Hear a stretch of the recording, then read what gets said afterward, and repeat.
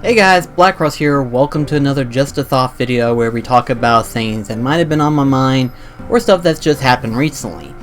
Today I wanted to go ahead and talk about what people have been trending on Twitch and Twitter and stuff like that.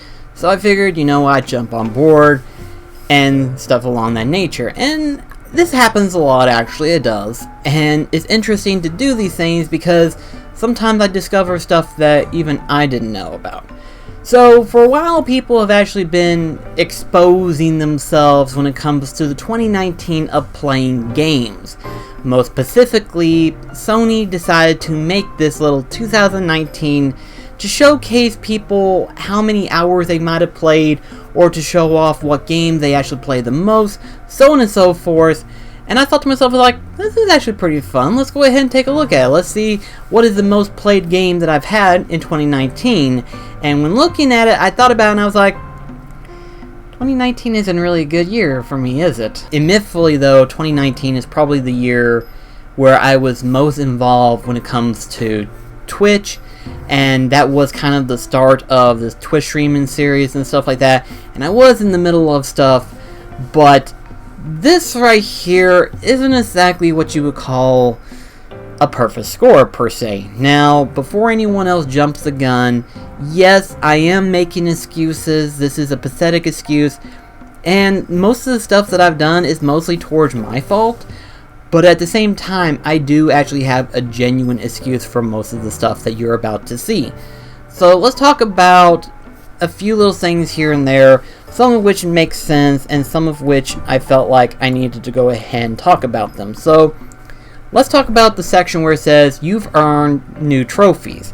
Now, if you are aware of it, Sony PlayStation has a achievement system known as trophies. And I myself usually likes to get trophies and stuff, as they are essentially the fun part of the game, which makes it the unique experience for me. Occasionally, I tend to be a little bit of trophy hog, but my rule of expectation when it comes to attaining trophies is that if it's a game that I'm actually willing to platinum, if it's a game that is fun for me and I want to go out and push towards platinuming the game, then I will. Chances are, though, I probably would, more than likely, but there are some cases where I'm like, I don't actually want to platinum this game right now. So, depending on one person's opinion versus another, depends on the likelihood of me actually platinuming another game or something like that. And so, the number of games that I've actually earned, the number of trophies that I've earned through PlayStation 4 is that of 180. Now, on the one hand, that's actually a really good number, That's pretty good number for me, per se. And keep in mind, too, I was in the middle of, my Final Fantasy Let's Play series, as well as doing a Twitch streaming on multiple games and stuff of that nature. So, in other words, it wasn't just through PlayStation 4 and stuff, it was through other consoles as well. For example, playing through Final Fantasy 13 was on the PlayStation 3. The Legend of Zelda Breath of the Wild series, which, if we had to analyze that, probably has the most hours that I played. That was on the Wii U, unfortunately. And then, of course, any game that came out during 2019, or any games that I played in 2019, may or may not have been on the PlayStation 4. It may have been on a different console. Keep in mind, too, when we got to the PlayStation 4, I played like that of Final Fantasy X, Final Fantasy 12, and then, of course, Final Fantasy 15 later on. And then, of course, I played through games like Kingdom Hearts 3, Devil May Cry 5, so on and so forth. And those explains the number, but the shift didn't actually change for the channel until, literally somewhere within October to probably even early November, where I changed my routes of how I was doing things, how I was making videos and stuff like that. And instead of doing a Let's Play series like I normally do, I decided to change it up and actually do a review series, discussion videos, so on and so forth. And I actually like it. I actually do prefer it this way. Part of the reason why I probably have changed myself a little bit was because essentially I probably was getting a little bit burned out on Twitch, live streaming all the time and stuff like that. So maybe that might have been part of the reason why I haven't got as many trophies. Before 2019 ended, I did actually platinum Medieval, and arguably that's probably the only game that I played in 2019 that I technically platinum and played through all the way. Medieval isn't really a hard game, nor is it a very long game, and really, I actually talked about it in my review where I said this was a very enjoyable game to play, and I'm glad it got remastered because now I can enjoy it way better than I could on the PlayStation 1. And this makes sense to a number of degrees. To see the trophy list as it is, it makes sense regardless of what has happened thus far this year. However, though, we go into another section of it all, and we look at your top genre was, and by genre games. These are like racing, RPGs, puzzles, so on and so forth. This makes sense considering who I am and who you're talking to. According to what it says, your top genre was action-adventure. This makes perfect sense. Breath of the Wild was action-adventure. Kingdom Hearts is action-adventure. Arguably, Devil May Cry 5 is action. But is it adventure enough? Probably not, but it is an action game nonetheless. And according to what it says even further, there were 10 games, and out of those 10 games, I've gotten 68 trophies, and I've clocked in a total of 335 hours total. Now, that ain't bad considering I also work at Walmart alongside as well. While these numbers may not be the best numbers, these are actually surprising numbers for me considering what I've been doing in 2019 per se. But I also want to talk about something else, and this is where I didn't want to just put it on Twitter without giving explanations per se, because people will look at this and be like, BlackCross, is there something I need to know? To which I will explain, obviously. So, the first thing that they actually show whenever you do look it up and everything like that is at your top games. Now, they actually talk about the top 3 games that you've played based on the amount of hours you've synced into that game. And the good news is that one of those games is this year that came out. The other 2 came out beforehand, and this was during the time that I was doing the live stream event type stuff. So here's the numbers. So your top games, or my top games rather, was Final Fantasy XII, being that of 120 hours, Kingdom Hearts 3 with 80 hours, and Final Fantasy X and X-2 HD Remaster for 66 hours. Now, I have a perfect explanation as to why this is the case, as well as to explain my ashamedness of it all. To explain the whole why Final Fantasy VII 12 or Final Fantasy X 10-2 HD Remaster was on there is simple.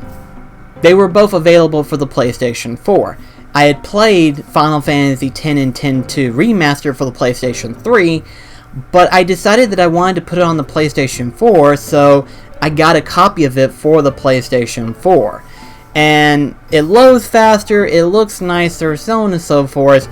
Admittedly, some people would argue that that may be pointless to some degree, but here's the thing, too. I didn't get it full price. I got it for like $15 at the time, so I didn't waste a whole $60 on a PlayStation 4 game that I currently have for the PlayStation 3. So, in that sense, technically it was on the PlayStation 4, and of course, I did clock in that many hours in terms of grinding. Final Fantasy XII, that's actually looking at the Zodiac Age, which is the remaster version of the Japanese version of Final Fantasy XII, with the Zodiac system and stuff like that. And here's the thing, too. That makes sense for the hours as well, because it has a mode called Trial Mode, where you go through levels upon levels of enemy battles that you fight to make your way up further and further. I think the furthest I've ever gotten was like level 50 or something. I don't remember the number level per se. Number one, it was a good way to grind up ability points. Now, of course, depending on what job you use, you need ability points in order to attain either spells or armor uses, weapon uses, so on and so forth. And so having these ability points was necessary, so I decided to go through the trial mode and continue farming for ability points. And really, in all honesty, this was actually probably the best part when looking at the Zodiac Age of Final Fantasy XII.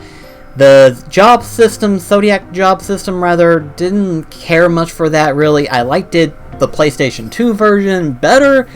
But if I had to say one good thing about the Zodiac Age, it would be the trial mode, because that was like the easiest way to farm ability points. And that makes sense for the 120 hours that I've sunk into the game. Kingdom Hearts 3, I've talked about this in the past, I have yet to complete Kingdom Hearts 3. And this makes sense for why it's not a longer hours series than you would have seen. I've only played it a couple times. The first time was obviously to release the Let's Play series on my channel. The other times was basically trying to slowly complete the game, and really I got distracted afterwards. And then the other time was during the 24-hour stream where I played it a little bit on critical mode. And I have yet to have beaten critical mode at this current moment in time.